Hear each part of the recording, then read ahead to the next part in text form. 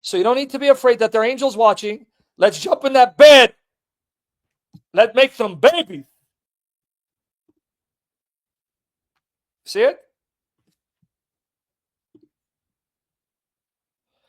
It has to be mutual agreement so that you may devote yourselves to prayer and come together again so the Satan will not tempt you because of your lack of self-control. The purpose of praying and fasting is to mortify your flesh.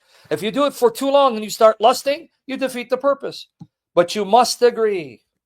Could Paul show any more love and respect to a woman? Yeah, don't read the King James. If you're having a hard time understanding, read the NIV or read NLT for now. See what I'm talking about? So was Paul being a misogynist? Absolutely not. Neither was Paul saying Jesus isn't God. So now let's wrap it up, the last verses. Then what's this veiling about? All right. So watch here. Now here's the controversy. If you're a Protestant, you ain't going to ever settle this. Because watch how Protestants interpret this. Nevertheless, in the Lord, neither is a woman independent of man, nor is man independent of woman. For as the woman originates from the man, so also the man has his birth through the woman, but all things originate from God. Judge for yourselves. Now is it proper for a woman to pray to God with her head uncovered? If you're going to make a righteous judgment, no, it's not. Does not even nature itself teach you that if a man has long hair, it is to dishonor him? Now I'm asked what long hair means here.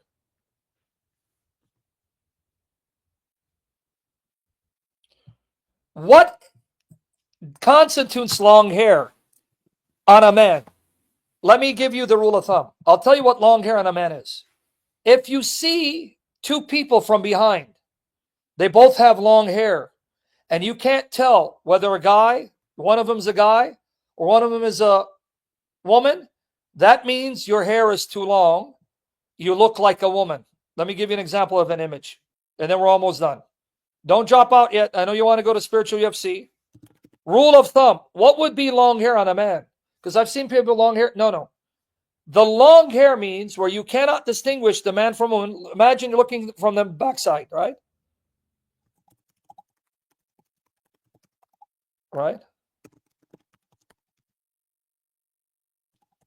This is what it would be.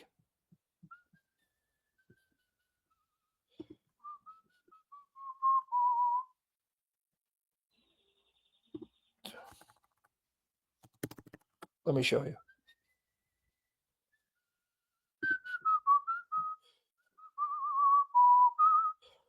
It'd be like this.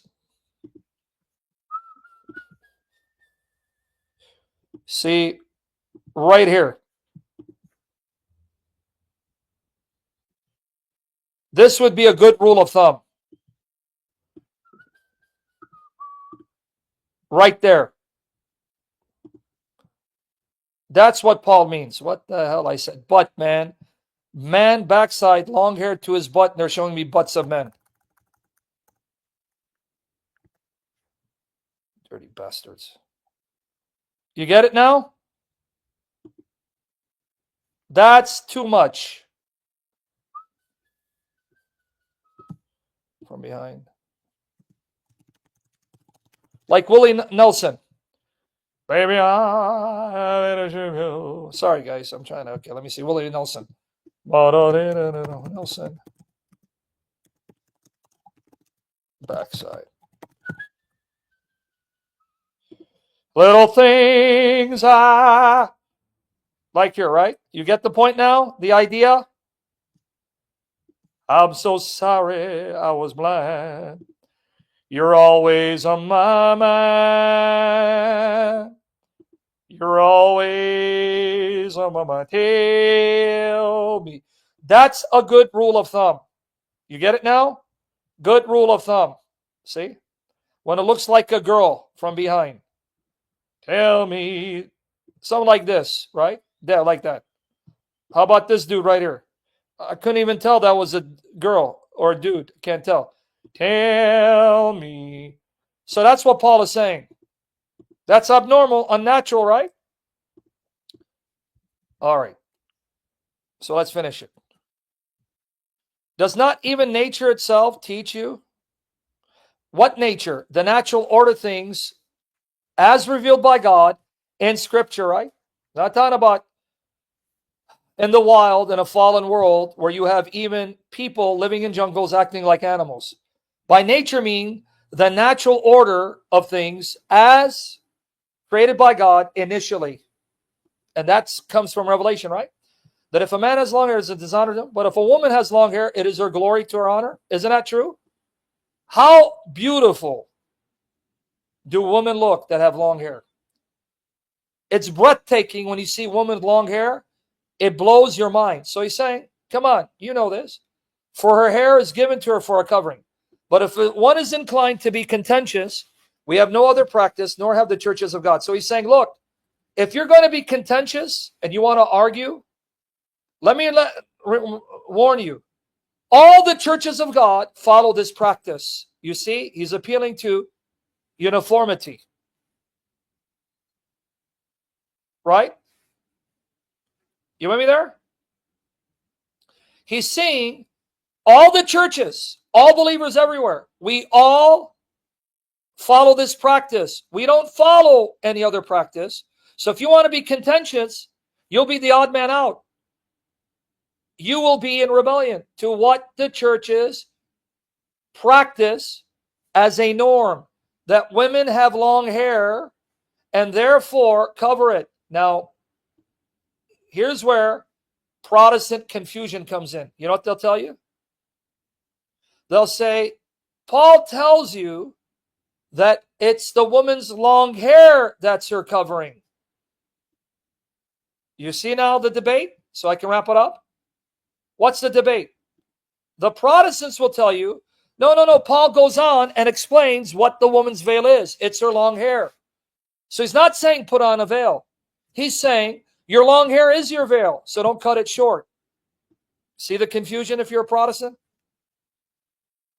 So if you're a Protestant, you're now confused because they'll Protestant tell you her long hair has been given to her as a covering, meaning her long hair is meant to cover her head so she's not bald, right? Whereas a man does not have long hair resembling a woman, right? So a woman's long hair is her glorious covering that God has adorned her with to make her beautiful. They take that to mean, no, that's her covering. Others say, no, that's not what it means. It means God has adorned her and made her beautiful. Long hair is a covering that God has adorned her with to make her beautiful, to show her beauty and distinguish her from men. And therefore, if she's married, she needs to veil her head.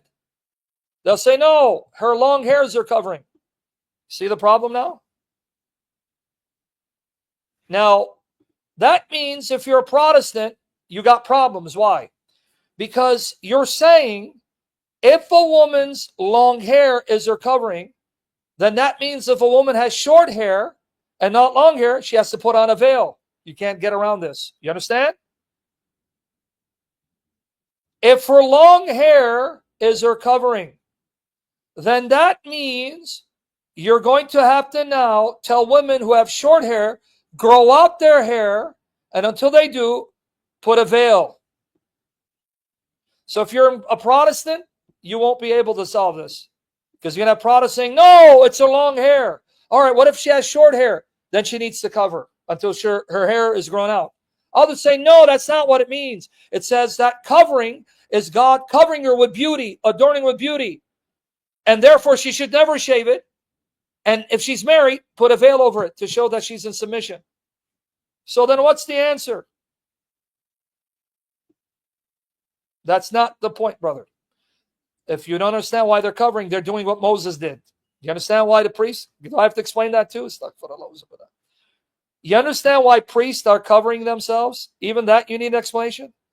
In Exodus 34, when Moses goes before God and he shines with the glory of God, the people could not behold the glory, so had to veil themselves. So they're veiling themselves for the benefit of the people in order to show you that they're meeting with God, just like Moses did.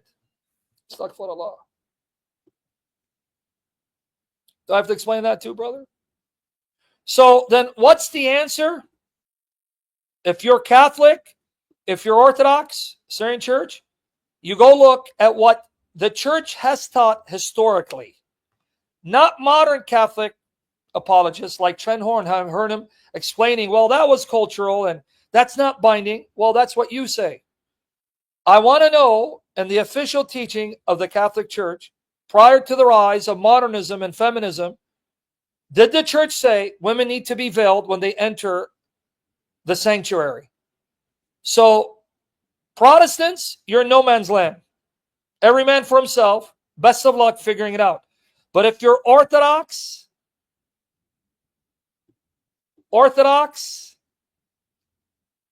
Catholic, whether Oriental Orthodox, Eastern Orthodox, if you're Syrian Church of the East, Catholic, that has been settled for you.